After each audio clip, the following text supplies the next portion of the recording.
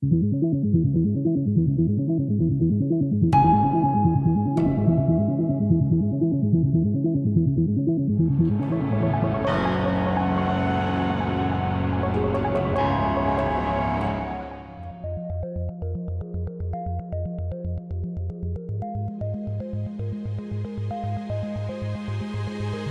future of surgery is upon us. It's a new era of surgery that's really guided by AI.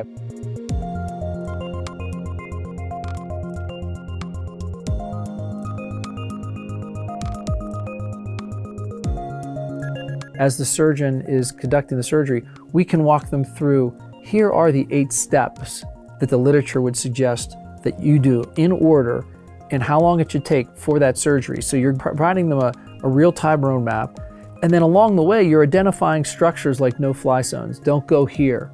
You know, that's a critical organ. You can light it up and make it a certain color. So you can provide this type of real-time feedback. If you're using robotic surgery, you can provide haptics that just stop the robot from going in a certain place.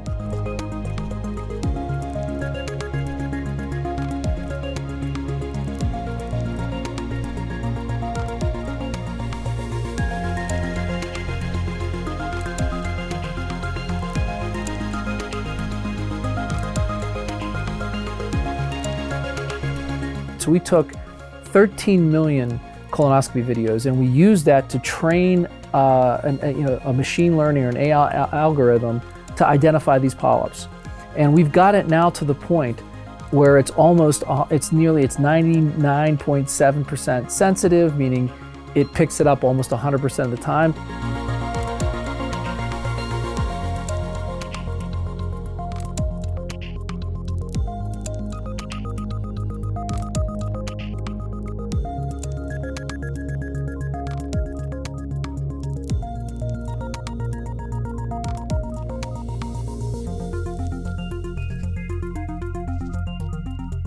We implant a stimulator in a patient, and then the wires from that stimulator, the leads, go to the brain, and they stimulate very specific structures that really help with the Parkinson's symptoms.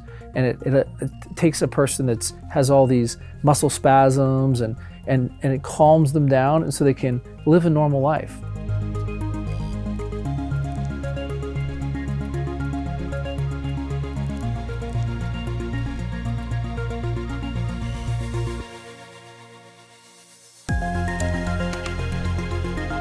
We sense the signal in the brain, so we know exactly where the Parkinson's is, and then we can adjust our stimulation real time. And so it's really exciting. And this is now considered to be a brain-computer interface, and this would be the most scaled brain-computer interface in the world right now. We have 40,000 patients already on this therapy.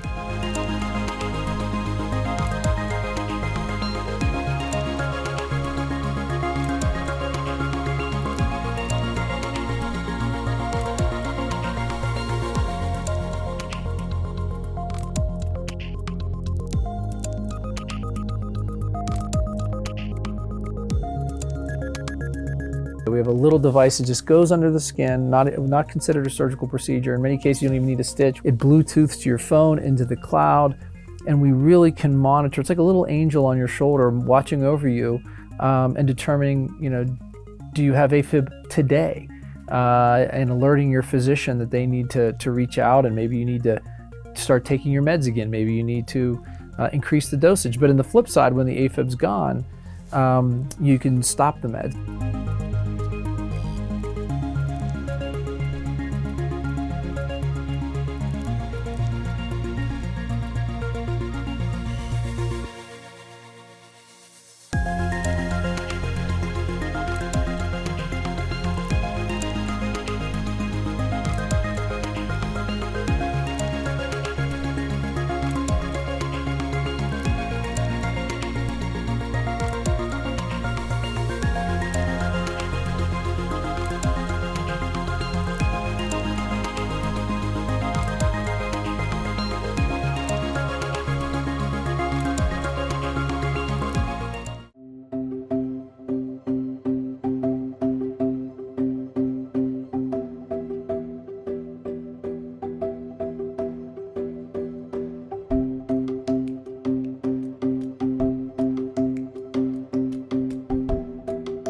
We call it DALI AI. It is the 911 for farmers.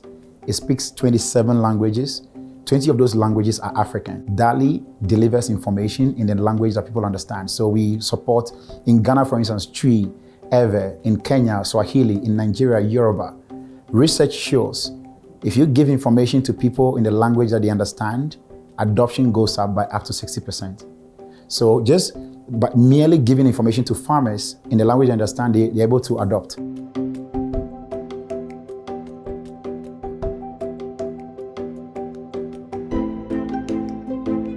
The final thing that DALI does is also helping to detect crop diseases offline for about 10 major crops in Africa.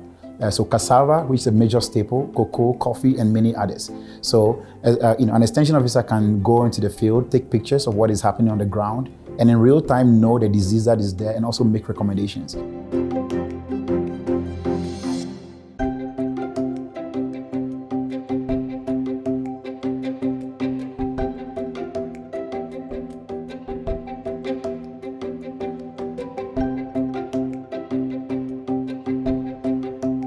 Basically, what that means is that we can tell what's happening on the farm. We can tell the regenerative farming practices that's happening on the farm. We can tell the soil condition. We can tell the above ground carbon stock based on the practices that are happening as well.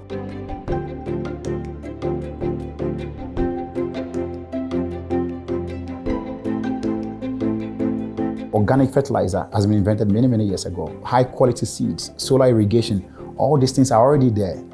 We know that if you give irrigation to farmers, they can increase their yield and increase their income by multiple folds. The challenge is the ability to afford it. The financing schemes don't support them very well. Farmers have money maybe 6 months out of the 12 months in a year. So making sure that they have flexible financing, not just affordable, flexible financing that is tied to their seasonality goes a long way and drives adoption.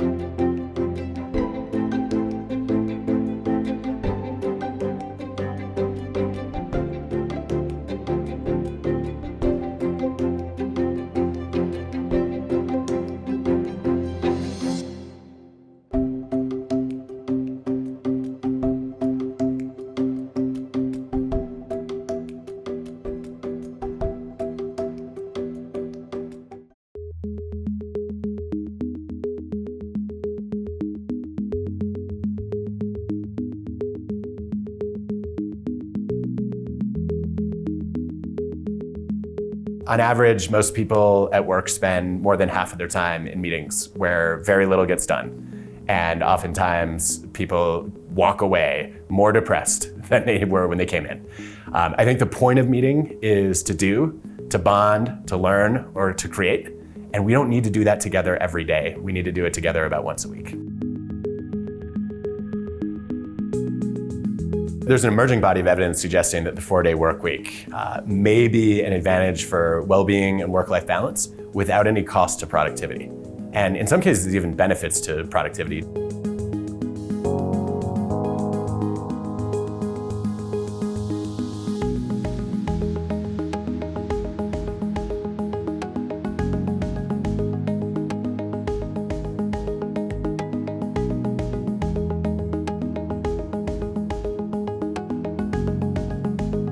Anytime you have an idea, you can pitch it to anyone in the hierarchy above you.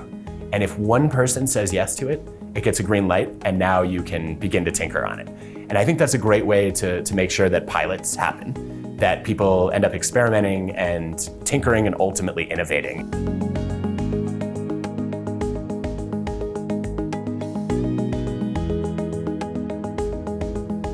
Number one, we need to give people demos.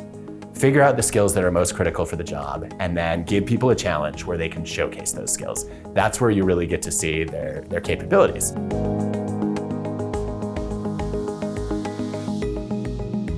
It's not how they perform in the first interview that ultimately shows their agility. It's how well they learn and progress from what didn't go well in the first interview into improvement in the second interview. And there's some brand new evidence actually from military jobs that if you give people a do-over, you become better at predicting who's going to be successful in your organization.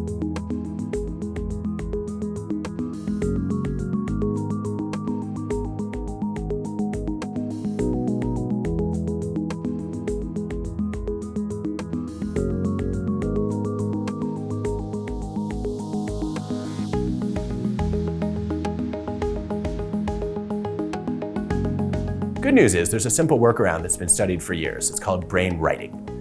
All you do is you give people a problem or a prompt in advance. You let them generate their own ideas independently. And then ideally you keep them anonymous and you have everybody do a separate rating of the potential of that idea.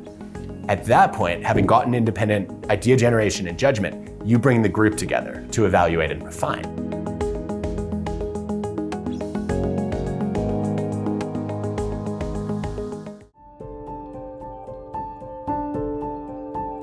If you are acting in an international environment, either owning assets in different geographies, trading with different geographies, having this kind of geopolitical muscle is a must.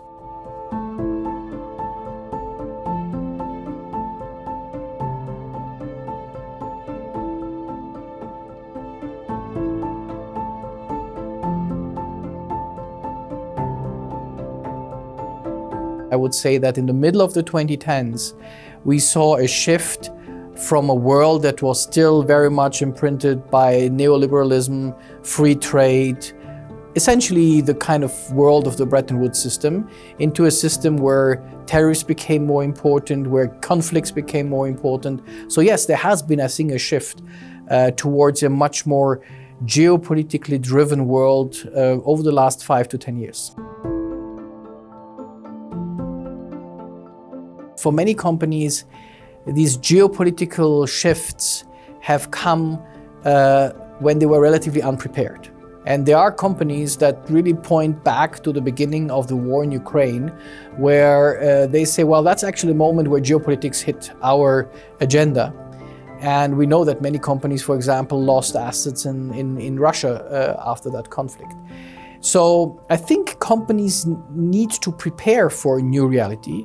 And that what we call at BCG building up your geopolitical muscle, which has nothing to do with the physical exercise, but which has to do with the ability of companies to really anticipate these developments and react to them in a structured way.